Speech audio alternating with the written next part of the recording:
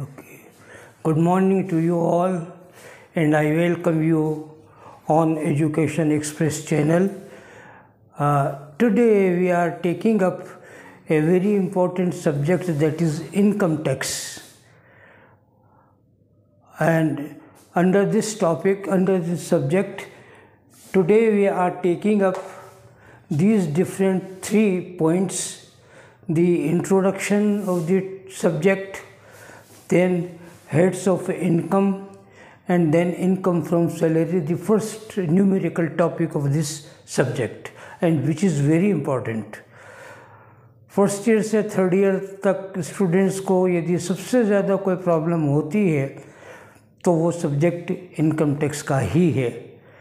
इसलिए be very particular about this subject and very cautiously take up each and everything which is discussed in this classroom. Okay, so we can start it. Come on. That is introduction of income tax.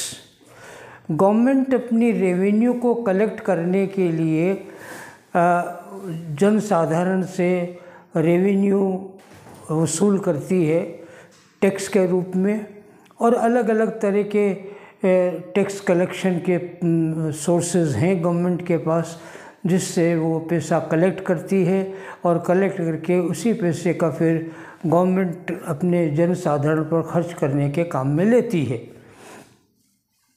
आपने देखा कि हर वर्ष government अपना budget पेश करती है और उसमें बताया जाता है कि कहाँ कहाँ से कितना कितना पैसा गवर्नमेंट को इस साल प्राप्त होगा, और उस प्राप्त राशि को कहाँ कहाँ पर कितना कितना किस तरह से खर्च किया जाएगा, ये ब्यौरा प्रेजेंट किया जाता है. और इस ब्यौरे का नाम ही हम बजट कहते हैं. ब्यौरे को बजट कहा जाता है.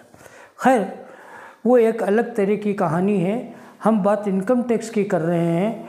तो जब गवर्नमेंट टैक्स कलेक्ट करती है तो टैक्स के 2 प्रोमिनेंट स्वरूप होते हैं टैक्स के. एक होता डायरेक्ट टैक्स और एक होता इनडायरेक्ट. जीएसटी पर भी चर्चा करते समय इसको बताया गया था, फिर एक बार सुन लीजिएगा. डायरेक्ट टैक्स का मतलब ये होता है कि जो टैक्स पे करने वाला व्यक्ति है उस टैक्स के वज़न को वही वहन करेगा, वही वहन करता है.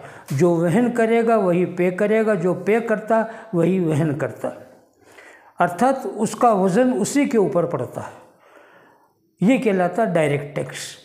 इनडायरेक्ट टैक्स वह टैक्स होता है जो पे करने वाला पक्ष कोई और होता है और उस पेमेंट का वज़न किसी और दूसरे पर पड़ता है.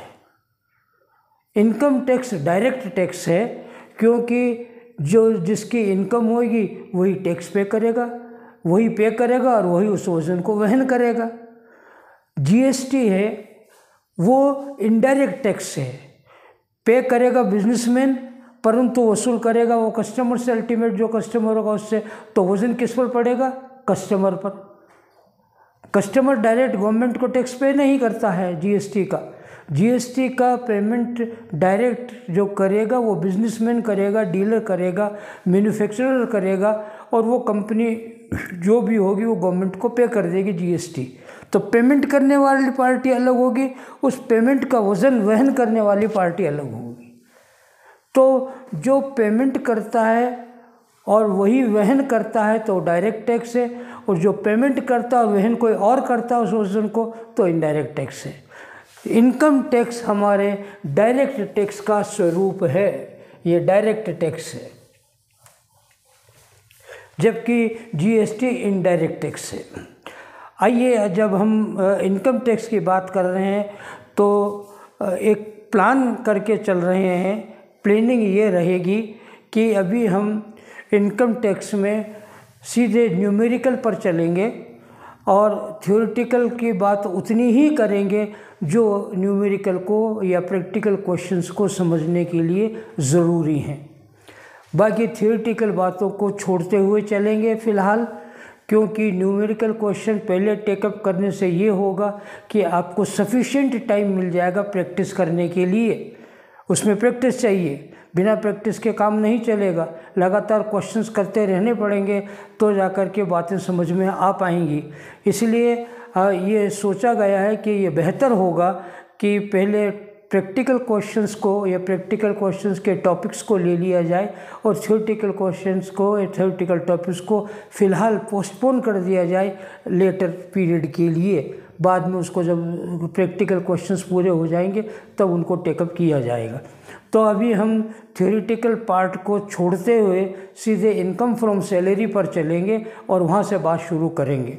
परंतु सैलरी पर चलने से पहले ये ज़रूरी है कि कुछ बातें जो कि प्रैक्टिकल क्वेश्चंस में काम में आएंगी उनको जानना ज़रूरी है। पहले हम उन पर बात कर लेते हैं। ओके, आइए हम इंट्रोडक्शन में इसी की बात से शुरू कर रहे हैं। नंबर 1 सबसे पहले आएगा नाम, और वो होता है जो टैक्स पे करने वाला व्यक्ति होता है, जो टैक्स पे करने के लिए लाइबल है, जिम्मेदार है, उत्तरदायी है, उसको कहा जाता है असेसी, करदाता। नाम ध्यान रखिएगा। Assessee is a person who is liable to make the payment of income tax. जो इनकम टैक्स की लाइबिलिटी के भुगतान करने के लिए उत्तरदायी है वह व्यक्ति करदाता कहलाता है। एक बात। दूसरी बात, एक होता है इसमें व्यक्ति, पर्सन, हिंदी में व्यक्ति कहेंगे, अंग्रेजी में पर्सन कहेंगे। इनकम टैक्स में पर्सन की परिभाषा अलग प्रकार से है। पर्सन किसे कहा जाएगा? पर्सन होगा इंडिविजुअल, एक व्यक्ति विशेष। दूसरा HUF, Hindu undivided family, Hindu संयुक्त परिवार। तीसरा फर्म, जिसको पार्टनरशिप फर्म कहते हैं, साझेदारी संस्था। चौथा कंपनीज, किसी भी प्रकार की कंपनी हो, प्राइवेट हो, पब्लिक हो, 1 पर्सन कंपनी हो या और किसी प्रकार की कंपनी हो, या कॉरपोरेशन जिसको हम कहते हैं, अमेरिकन टर्मिनोलॉजी है कॉरपोरेशन, तो कॉरपोरेशन भी इसी में शामिल होंगे। चौथा एसोसिएशन ऑफ पर्सन्स, व्यक्तियों का समुदाय। कुछ लोग इनकम टैक्स से बचने के लिए ना तो वो इंडिविजुअल है, ना HUF है, ना फर्म है, ना कंपनी है, कॉरपोरेशन है, तो वो क्या एक प्रकार का संघ बना लेंगे, कुछ लोगों का संगठन बना लेंगे और वो संगठन ट्रस्ट के नाम से या किसी और नाम से जाना जाता, क्लब के नाम से जाना जाता है। तो ऐसे यदि कोई संघ बने हुए हैं तो व्यक्तियों का समुदाय, वो किसी भी नाम से हो, क्लब के नाम से हो, ट्रस्ट के नाम से हो या और कोई नाम उन्होंने दे रखा हो, वो भी हम इसके अंतर्गत शामिल करेंगे। तो ये सब पर्सन ही कहलाएंगे। इनकम टैक्स में इन सब को पर्सन कहा गया है, ये पर्सन कहलाएंगे। बात क्लियर हो गई? हमने देखा भी असेसी किसे कहते हैं, दूसरा पर्सन किसे कहते हैं। तीसरा very important term that is previous year, गत वर्ष, और इसके साथ चलेगा असेसमेंट ईयर, कर निर्धारण वर्ष।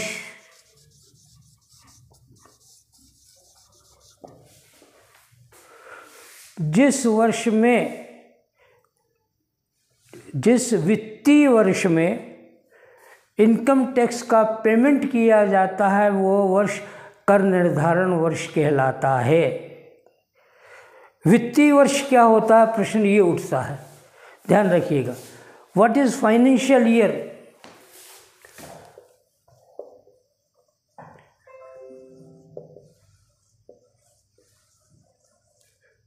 भारत सरकार का वित्तीय वर्ष प्रति वर्ष 1 अप्रैल को शुरू होगा और अगले वर्ष 31 मार्च को समाप्त होगा। जिससे वर्तमान में जो वित्तीय वर्ष चल रहा है वो 1 अप्रैल से शुरू हो चुका था, 1 अप्रैल 2019 से शुरू हो चुका था, 2020 से, सॉरी, 1 अप्रैल 2020 से शुरू हो चुका और वो एंड होगा अब 31 मार्च 2021 को। ये वर्तमान में सरकार का वित्तीय वर्ष है, ये वित्तीय वर्ष है सरकार का। तो वित्तीय वर्ष में टैक्स पेमेंट करेगा, इस साल टैक्स पेमेंट करेगा तो देखिएगा इस प्रकार से।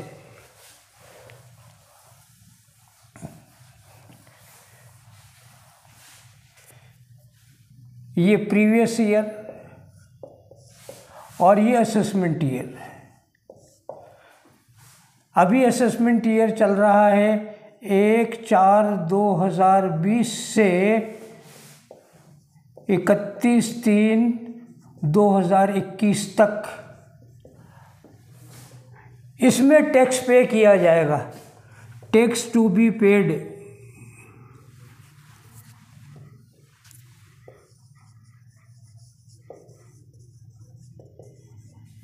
अब कौन सा टैक्स पे करेगा? वो टैक्स पे करेगा जो उसने गत वर्ष में कमाया है, अर्न किया है, इनकम जो अर्न की है। तो ये हो जाएगा 1/4/2019 से 31/3/2020 तक। इस वर्ष में जो इनकम उसने अर्न की है किसी पर्सन ने, उस पर टैक्स पे करेगा इस पीरियड में, कर निर्धारण वर्ष में। बात समझ में आ गई?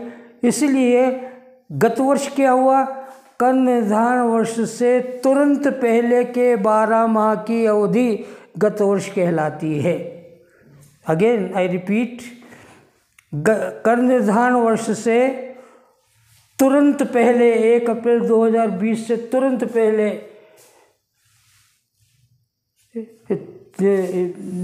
तुरंत पहले जो पीरियड होगा 12 माह का, वो ही गत वर्ष कहलाएगा।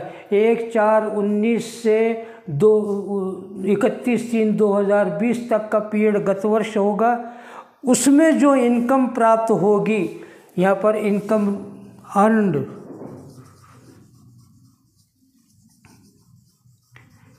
इसमें इनकम अर्जित की, उस अर्जित इनकम पर टैक्स पे करेगा इस वर्ष में, जिसे हम कर निर्धारण वर्ष कहेंगे। तो कर निर्धारण वर्ष में आयकर का भुगतान करना होता है और वह उस इनकम पर भुगतान करेगा पर्सन जो उसने गत वर्ष में कमाई थी। गत वर्ष यहाँ पर वर्तमान में है 1/4/2019 से 31 मार्च 2020 तक। जो इनकम उसने अर्न की है पर्सन ने, उस पर टैक्स, इनकम टैक्स का पेमेंट होगा 1/4/2020 से 31/3/2021 तक। इसको पेमेंट करना पड़ेगा। बात समझ में आ गई? तो कर निर्धारण वर्ष से तुरंत पहले के 12 माह की अवधि गत वर्ष या प्रीवियस ईयर कहलाएगी। इसको यदि हम विपरीत तरीके से देखें तो ये कहा जा सकता है कि गत वर्ष के तुरंत बाद के 12 माह की अवधि कर निर्धारण वर्ष कहलाती है। गत वर्ष के तुरंत बाद 12 माह की अवधि, just after of the previous year, 12 months period of time is known as assessment year। वो assessment year होगा। अभी जब भी क्वेश्चंस हम लेंगे तो ध्यान रखिएगा, हमारा कर निर्धारण वर्ष होगा 1/4/2020 से 31/3/2021 तक। और इसमें जो टैक्स का कैलकुलेशन होगा वह इनकम होगी जो 1/4/19 से 31/3/2020 तक कमाई होगी, अर्न की होगी। इसका मीनिंग ये भी है कि 1/4/19 से पहले की इनकम शामिल नहीं करेंगे। उसी प्रकार से 31/3/2020 के बाद अर्न की गई इनकम को भी इस गत वर्ष में, इस प्रीवियस ईयर में शामिल नहीं करेंगे। इस बात का ख्याल रहे। तो इसलिए पीरियड का ध्यान रखिएगा। इसी को हम असेसमेंट ईयर, प्रीवियस ईयर नाम देते हैं। इसमें बिगिनिंग में एक टॉपिक और है जो कहलाता है रेजिडेंस ऑफ असेसी, करदाता का निवास स्थान। वो थ्योरेटिकल टॉपिक है, इम्पोर्टेंट ज़रूर है, और उस पर प्रश्न इंडिपेंडेंट आता है पूरा 20 नंबर का। हम उसका टेकअप करेंगे बाद में, पहले हम प्रैक्टिकल क्वेश्चंस वाली बातों को टेकअप कर रहे हैं। तो अब उसमें हम बात कर रहे हैं हेड्स ऑफ इनकम। कौन कौन से इनकम हैं जिनमें कि हेड ऑफ इनकम कहलाएगा। हेड्स ऑफ इनकम या इनकम को टैक्स करने के लिए किन किन अलग अलग वर्गों में, भागों में बांटा गया है, उसी को हम हेड्स ऑफ इनकम कहेंगे, आय के शीर्षक। तो इनकम टैक्स कलेक्ट करने के लिए हेड्स ऑफ इनकम इस प्रकार से हैं। Number 1, income from salary, the first topic, वेतन से प्राप्त आय। दूसरा, इनकम फ्रॉम हाउस प्रॉपर्टी, मकान संपत्ति से आय। तीसरा, income from business, profession and vocation.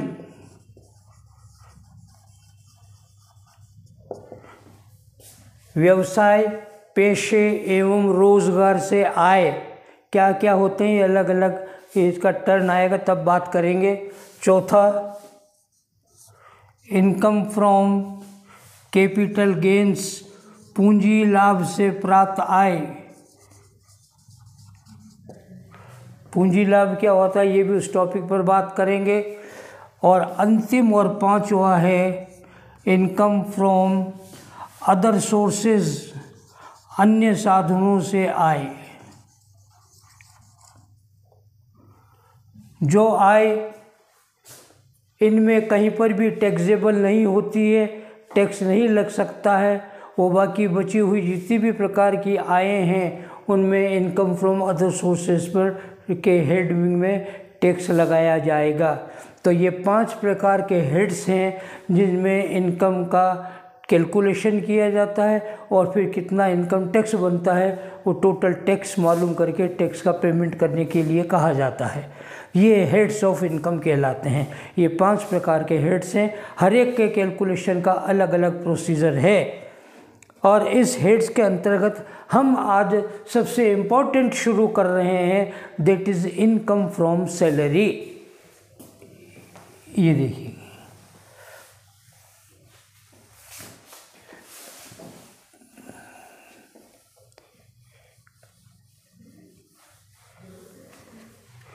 a very important topic and typical also। कई तरह के प्रोविज़न्स हैं इसमें और उन प्रोविज़न्स में आपस में कोऑर्डिनेशन रखना होता है, ध्यान रखना होता है, कहीं एक प्रोविज़न दूसरे प्रोविज़न से क्लैश नहीं कर जाए, कंफ्यूज नहीं हो जाए कि ये प्रोविज़न किस में चला गया, तो उससे दिक्कतें आती हैं। और ये तभी हो सकता है जब हमारी प्रैक्टिस पूरी हो अच्छी तरह से, तो फिर हमें सारे प्रोविज़न्स क्लियर हो पाते हैं। Now come to the income from salary. Salary से प्राप्त आय किस प्रकार से टैक्सेबल होती है।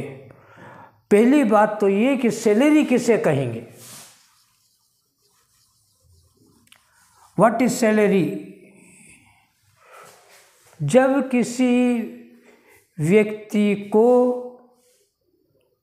अपने नियोक्ता से, जब किसी कर्मचारी को अपने नियोक्ता से उसकी सेवाओं के बदले जो प्रतिफल नकद प्राप्त होता है, पैसे में, धनराशि में प्राप्त होता है, वह सैलरी कहलाता है इन जनरल।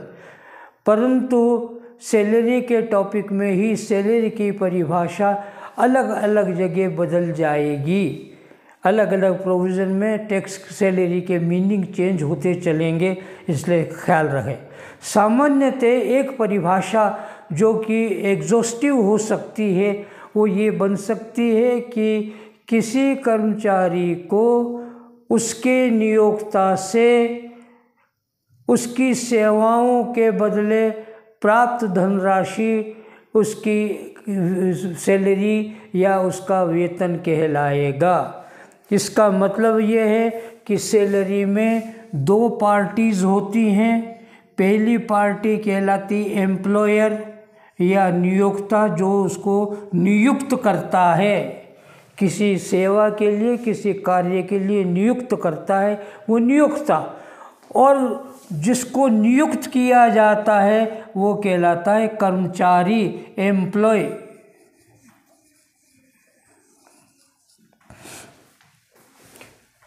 किसी कार्य के लिए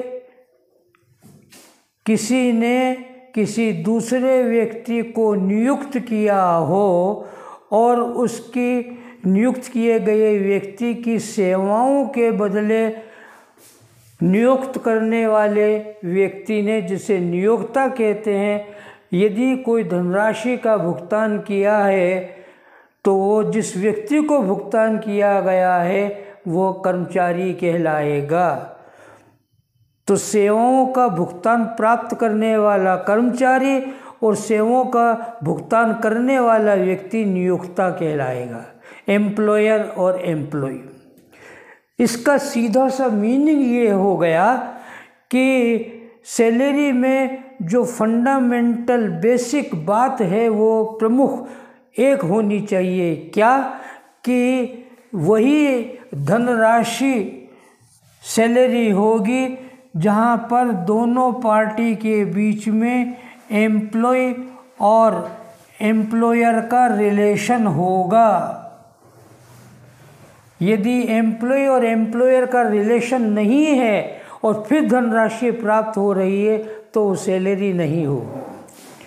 जैसे मान लीजिएगा कि एक व्यक्ति ने अपनी फर्म में वाई को नियुक्त किया 10,000 रुपये की सैलरी पर। वाई वहाँ पर फर्म में काम करने जाता है और हर महीने 10,000 रुपये वेतन ले रहा है। तो एक्स और वाई के बीच में रिलेशन एम्प्लॉय और एम्प्लॉयर का हो गया। तो ये जो राशि प्राप्त हो रही है वाई को, ये इनकम फ्रॉम सैलरी हो गई। परंतु इसके विपरीत ज़रा देखिएगा, एक्स एक डॉक्टर है और उसके पास वाई एक मरीज़ आता है और मरीज़ अपने को दिखाता है डॉक्टर को और वो उसको प्रिस्क्रिप्शन लिख करके दे देता है और डॉक्टर ने जो सेवाएं दी उसके लिए उसने पेमेंट किया वाई ने। तो डॉक्टर को प्राप्त पेमेंट जो वाई ने किया है फीस के रूप में, it is not a salary, वो सैलरी नहीं है, क्योंकि डॉक्टर और पेशेंट के बीच में रिलेशन एम्प्लॉय और एम्प्लॉयर का नहीं है। आपके कोई कानूनी प्रॉब्लम हो गई, उसकी बात जानने के लिए आप किसी एडवोकेट के पास जाते हैं, उससे सलाह लेते हैं। एडवोकेट को जो दी जाने वाली फ़ीस है वो इनकम फ्रॉम सैलरी नहीं है, क्योंकि एडवोकेट और क्लाइंट के बीच में रिलेशन एम्प्लॉय और एम्प्लॉयर का नहीं है। उसी प्रकार से आप बिजनेसमैन हैं, आप अपने अकाउंट्स को चेक कराने के लिए, ऑडिट कराने के लिए या कोई सलाह लेने के लिए अपने किसी चार्टर्ड अकाउंटेंट के पास जाते हैं और चार्टर्ड अकाउंटेंट अपनी फ़ीस लेता है। तो व्यापारी और चार्टर्ड अकाउंटेंट के बीच में जो रिलेशन है वो एम्प्लॉय एम्प्लॉयर का नहीं है।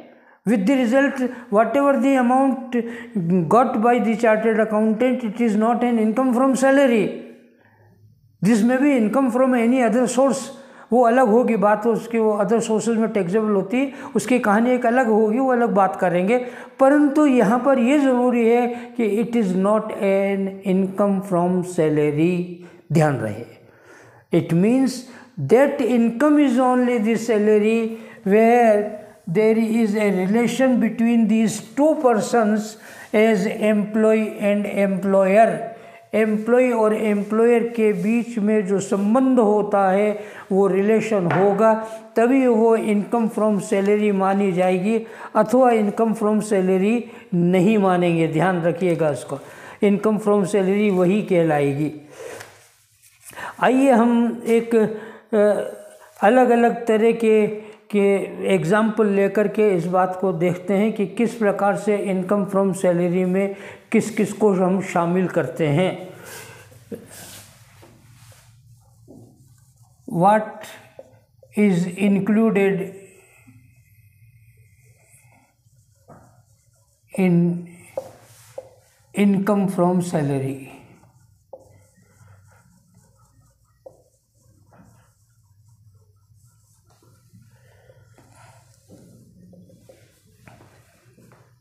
इनकम फ्रॉम सैलरी में हम किन किन बातों को मोटे तौर से शामिल करते हैं, जैसे सैलरी, वेजेस एटसेट्रा, ठीक है। दूसरा बोनस, फीस, कमीशन,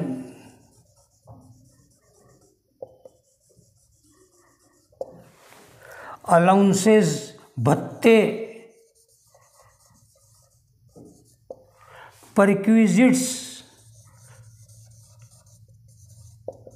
परक्विजिट्स को शॉर्ट में पर्क्स भी कहा जाता है।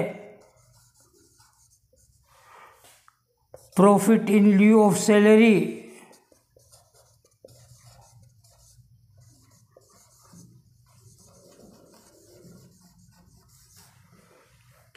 ये मुख्य रूप से सैलरी में शामिल किए जाते हैं। नंबर 1 सैलरी तो है ही, जिसको हम वेजेस कह दें या और रेम्यूनरेशन को कोई और नाम दे दें, परंतु जो सेवाएं की उसके बदले में दी गई राशि कर्मचारी को नियोक्ता के द्वारा वो सैलरी कहलाएगी।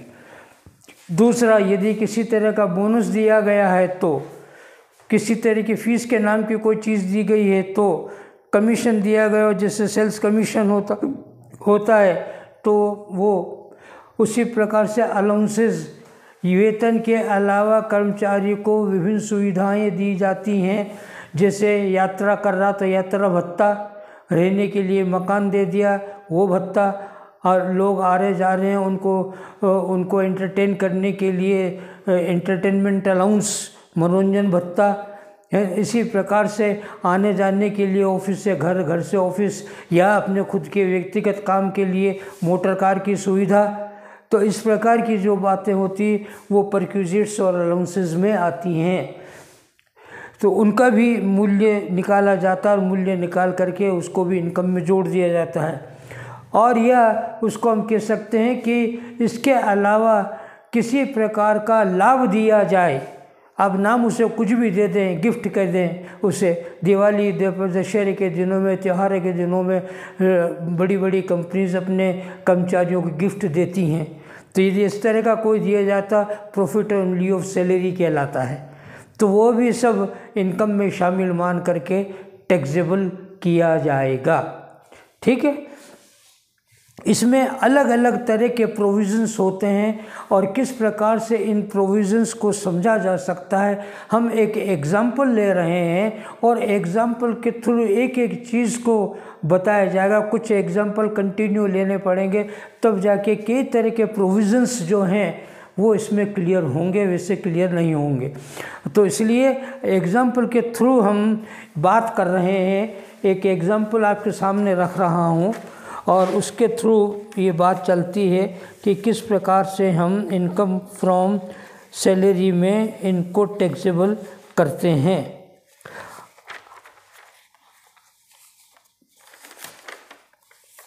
मैं ये ले रहा हूँ illustration number 24 of Patel Chaudhary's book. Patel Chaudhary की बुक है, उसकी इलस्ट्रेशन नंबर 24 से शुरू कर रहा हूँ। पेज नंबर 142 पर ये इलस्ट्रेशन आपको मिलेगी। इसके मेन पॉइंट मैं आपके लिए लिख देता हूँ ताकि क्वेश्चन आपके सामने होना बहुत ज़रूरी है उनको समझने के लिए।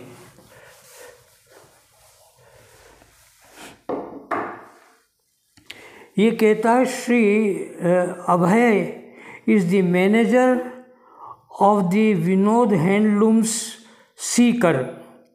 ही receives every month ₹12,500 as basic pay, ₹200 as entertainment allowance, and ₹800 as dearness allowance.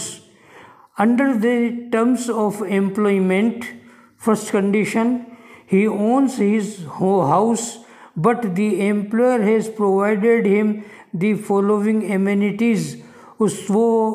उसका सीकर में स्वयं का मकान है और वो वहीं पर ही रहता है, परंतु मकान में निम्न सुविधाएं उसको दी गई हैं। A gardener, a sweeper and a watchman who were each paid is ₹150 per month. एक गार्डनर की माली की सुविधा दी गई है, एक स्वीपर फर्राश जिसको कहते हैं, यहाँ बुक में मिलेगा आपको, स्वीपर की सुविधा दी गई है, एक वॉचमैन की सुविधा दी गई है, और कंपनी हर एक को प्रति माह 150 रुपये वेतन का दे रही है। मतलब गार्डनर को हर माह 150, स्वीपर को हर महीने 150 और वॉचमैन को हर महीने 150 रुपये दिए जा रहे हैं। Okay. Free use of refrigerator costing ₹5,000, 5,000 रुपये का फ्रिज उसको दे रखा है काम में लेने के लिए। फिर कहता the following obligations of him were paid by employer. उसके दायित्व थे जो भुगतान उसे करना चाहिए था अभय को, उसके स्थान पर कंपनी ने उसके दायित्वों का भुगतान किया है। क्या किया है? Gas, electricity, water bill amounting to ₹2,000, 2,000 रुपये का गैस, बिजली पानी का बिल का भुगतान कंपनी ने किया है। Annual membership fee of rotary club of ₹1,200, 1,200 रुपये की रोटरी क्लब की फ़ीस का भुगतान अभय की तरफ से कंपनी ने किया है। फिर कहता है the employer has provided the facility of 1.8 litre cc car. The car is used for private purposes, who also and all the expenses including the driver's salary were borne by the employer. The car is used for private purposes also. Car जो दी गई है वो 1.8 cc की है और car का उपयोग दोनों प्रकार से हो रहा है, ऑफिस के काम भी आ रही है और उसके व्यक्तिगत काम में भी आ रही है। फिर उसने कहा all the expenses including the driver salary, और सारे खर्चे कार के वो कंपनी दे रही है ड्राइवर की सैलरी सहित। डिटेल में बात करेंगे हर एक पर, इस पर ज़्यादा इम्पोर्टेंट बात होगी, ध्यान रखिएगा। The expenses of employer during the previous year amounted to ₹60,000। गत वर्ष में कंपनी ने इस कार पर 60,000 रुपये का व्यय किया था। And the employer has recovered ₹1,000 per month from the employee from his for this facility, और कंपनी ने अपने कर्मचारी अभय से ये दी गई सुविधा के लिए 1,000 रुपये प्रति माह की दर से वसूल किया है। Okay. His 1 person and 1 sister are studying in a school run by the employer।